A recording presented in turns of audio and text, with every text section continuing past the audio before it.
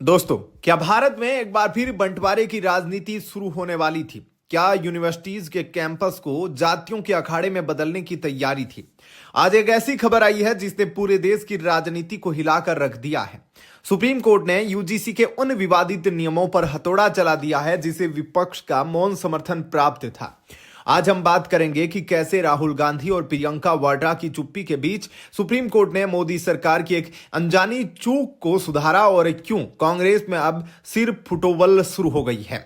Video को अंत तक देखिएगा क्योंकि आज हम इस पूरे खेल को डिकोड करने वाले हैं। मामला शुरू होता है 15 सितंबर 2025 से, जब सुप्रीम कोर्ट के आदेश पर यूजीसी ने विनियमन 2026 तैयार किया।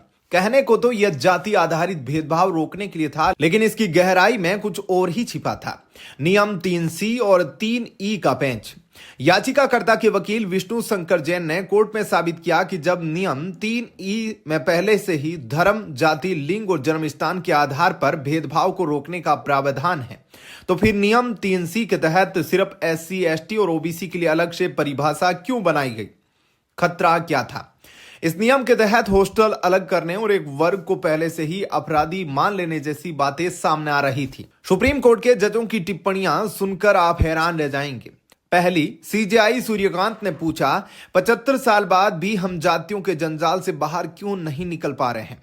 दूसरा, जस्टिस जॉय माल्या बागची की चेतावनी। उन्होंने अमेरिका का उदाहरण दिया जहां कभी अश्वेत और श्वेत बच्चों के लिए अलग अलग स्कूल होते थे।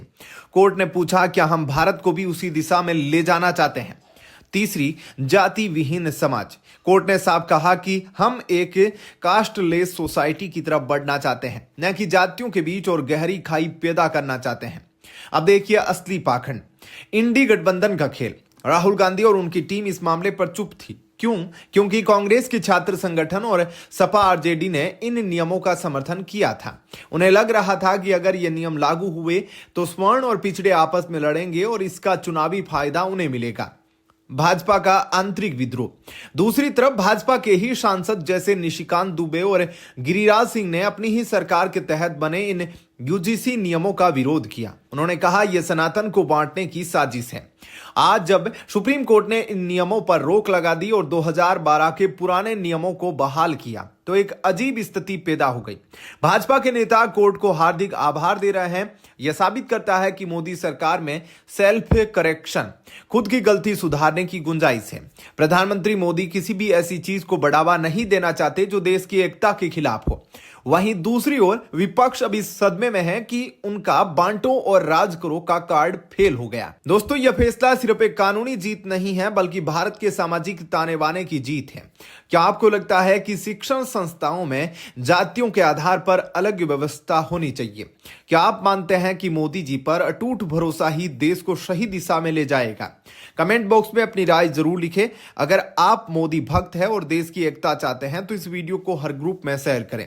चैनल को सब्सक्राइब करना न भूलें। बहुत बहुत धन्यवाद। जय हिंद, जय भारत।